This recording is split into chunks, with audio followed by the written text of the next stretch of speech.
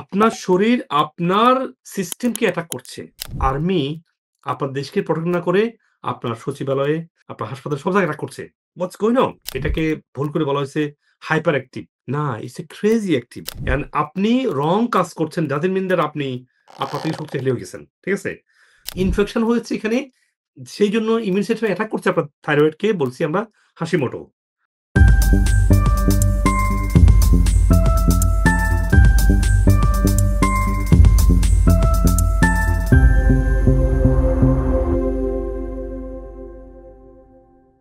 Autoimmune রোগ কি? আপনার শরীর আপনার সিস্টেমকে অ্যাটাক করছে। সব জায়গায় অ্যাটাক করছে। আচ্ছা, আপনার দেশের আর্মি যেটা আপনার দেশকে প্রটেক্ট করবে, সেই আর্মি আপনার দেশকে প্রটেক্ট না করে আপনার সচিবালয়ে, আপনার মিনিস্ট্রিতে, আপনার স্কুলে, আপনার হাসপাতালে সব জায়গায় অ্যাটাক করছে। আর্মি আমাকে প্রটেক্ট করবে আর আর্মি আমাকে সব জায়গায় অ্যাটাক করছে। What's going on?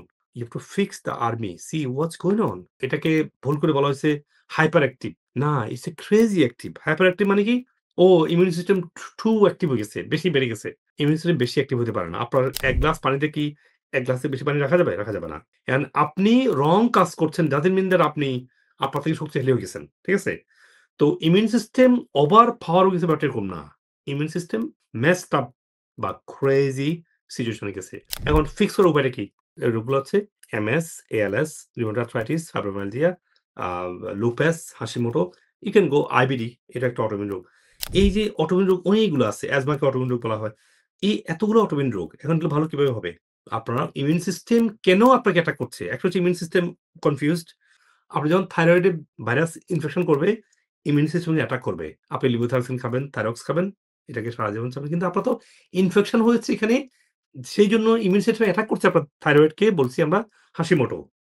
যে অর্গানকে অ্যাটাক করছে সেই অর্গানকে রোগ বলছি। কিন্তু সেই অর্গানে যে টক্সিন জমা হয়েছে সেটা ফিক্স করুন। তাহলে আপনার ইজিলি আপনার ইমিউন সিস্টেম ওখানে অ্যাটাক করবে না। এট দ্য সেম টাইম কেন সেখানে টক্সিন জমা হয়েছে সেটাও দেখতে হবে। লিকি গাট, স্ট্রেস, মেটাবলিক ডিসফাংশন এগুলোর কারণে আমাদের সমস্ত পেটের মানে গাট লেয়ারটা পারমিয়েবল হয়ে শরীরে ছড়িয়ে পড়ে। সেখানে গিয়ে ডিফেক্টিভ টিস্যু, সেখানে গিয়ে টক্সিন, সেখানে গিয়ে ব্যাকটেরিয়া জমে ইনফেকশন তৈরি হয়। ইমিউন সিস্টেম অ্যাটাক করে। যেকোনো অটোইমিউন রোগগুলা যেটা আমি বলছি এগুলো হোক না কেন। আপনার কারণ হচ্ছে ১ম লিকি গাট ঠিক করা, আপনার এরপর স্ট্রেসকে ব্যালেন্স করা, যে অর্গানের সমস্যা সে অর্গানকে সাপোর্ট দেয়া। আপনার এখানে ট্রিটমেন্ট হতে হবে, আপনার সাপ্লিমেন্ট লাগবে অনেকগুলো। দীর্ঘদিন থেকে গড়ে ওঠা লিকি গাট, নার্ভাস সিস্টেম ইমব্যালেন্স, স্ট্রেস, তারপর হচ্ছে organ dysfunction, immune system confuse হওয়া, কিছু সিম্পটম এগুলো ডক্টরের সাথে কথা বলে আপনাকে স্টেপ বাই স্টেপ গাইড দিতে হবে। তারপরে আপনি ইনশাআল্লাহ ভালোর দিকে আসবেন এবং ইমিউন সিস্টেমের আরেকটা কাজ হচ্ছে যে অটোইমিউন রোগ হয়েছে সেই অটোইমিউন ভিত্তিক আমাদের সাপোর্ট আছে এবং টেম্পোরারি যারা স্টেরয়েড নিচ্ছেন, যারা বায়োলজিক্যাল নিচ্ছেন ওগুলো নেয়া লাগতে পারে টেম্পোরারি। আশা করি আপনি ভালো হয়ে যাবেন ইনশাআল্লাহ এভাবে। অটোইমিউন রোগের ক্ষেত্রে স্টেম সেল থেরাপি খুব পাওয়ারফুলি কাজ করে। কারণ কি? আপনার স্টেম সেল কাজ করছে না, উইক হয়ে গেছে। কিন্তু আপনি যদি নিজের স্টেম সেলকে কনসেনট্রেট করে প্লাজমাটাকে আবার পুশ করেন, যেটাকে অটোলোগাস স্টেম সেল বলে, ইটস সো পাওয়ারফুলি আপনার যেখানে সমস্যা সেখানকে আবার রিজুভিনেট করবে। তো স্টেম সেলটা অটোইমিউন রোগের জন্য অত্যন্ত পাওয়ারফুল। তারপরে ওজন থেরাপি, আকুপাংচার এগুলা অটোইমিউন রোগের ক্ষেত্রে লাগবে। ডায়েটটা হতে হবে plant based diet, animal fat কমাতে হবে, এক্সারসাইজ, ঘুম, হাইপারবারিক অক্সিজেন থেরাপি এই সবগুলো জিনিস আপনার লাগবে ইনশাআল্লাহ, হ্যাঁ? সাপ্লিমেন্টের ক্ষেত্রে যে রোগের সমস্যা সে রোগ তো লাগবেই। কিছু সাপ্লিমেন্ট মাস্ট লাগবে সেটা হচ্ছে যে ইমিউনাইজার এখানে যেটা লাগবে। কারণ এটাই অটোইমিউনকে কন্ট্রোল করবে। আর আপনাকে কিছু বেসিক লাগবে যেমন ওমেগা, কমপ্লিট ওমেগা, তারপরে হচ্ছে যে ডাইজেশন সাপোর্ট লাগবে। নার্ভাস সিস্টেম ভালো করার জন্য আপনাকে ট্রাঙ্কুইল প্লাস লাগবে। এই সবগুলা বেসিক আপনার লাগবেই মাস্ট এবং দীর্ঘদিন থেকে আপনার খাওয়া লাগবে। কেন অটোইমিউন রোগটা দীর্ঘদিন থেকে গড়ে ওঠে। ঠিক আছে? তো আমি আপনাকে বললাম যে থেরাপি, সাপ্লিমেন্ট, ডায়েট এই কম্প্রিহেন্সিভ মেথড আল্লাহ আপনাকে ভালো করবে যারা অটোইমিউন বিভিন্ন রোগে ভুগছেন ইনশাআল্লাহ, হ্যাঁ? আপনি যদি আমার ভিডিও থেকে উপকৃত হন তাহলে আমাদের চ্যানেলের অন্যান্য ভিডিওগুলো দেখে নিন। অনুগ্রহ করে লাইক, কমেন্ট এবং শেয়ার করে দিন যাতে আপনার আত্মীয়স্বজন এবং পরিচিতজন উপকৃত হতে পারেন। আর চ্যানেলটি সাবস্ক্রাইব করে নোটিফিকেশন অন রাখুন, যাতে ভবিষ্যতে কোনো গুরুত্বপূর্ণ ভিডিও আপনি মিস না করেন। আপনার স্বাস্থ্য বিষয়ে কোনো প্রশ্ন থাকলে কমেন্টে অথবা মেসেজ করুন, আমরা যথাসাধ্য উত্তর দেওয়ার চেষ্টা করব ইনশাআল্লাহ।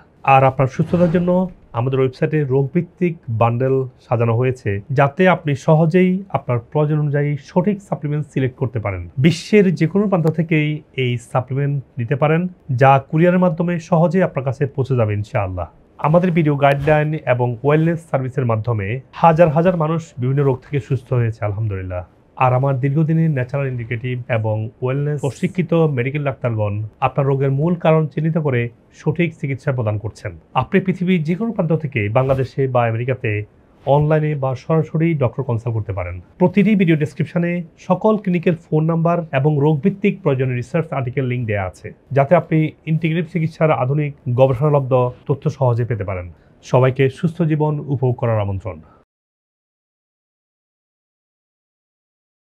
স্টোরেজ নাই, আমি 8 বছর স্টোরেজ নিয়ে। দেখেন এই যে দেখতে পাচ্ছেন এই যে আগে কেমন ছিল, এখন দেখেন এখন অবস্থা কেমন হচ্ছে। I'm feeling like I'm gonna die every day. I just cry. I had to go to toilet 4-5 times a day.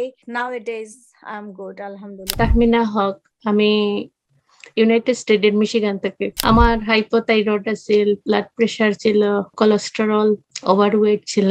এখন ভালো আছেন সব দিক থেকে? জি আলহামদুলিল্লাহ, আপনাদের চিকিৎসায় আমি খুবই ভালো আছি।